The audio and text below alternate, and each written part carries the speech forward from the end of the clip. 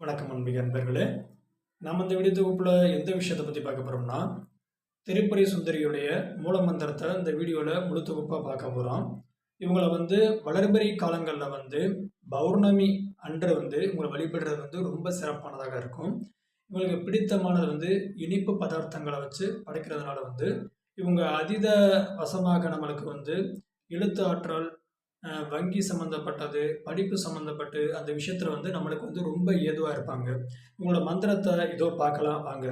ஓம் ஸ்ரீயும் சிங் ஐயும் கிராம் கிரியும் ஐயும் கிளியும் ஓம் திரிபுரை சுந்தரி வந்தருள்வாய ஸ்வாகா.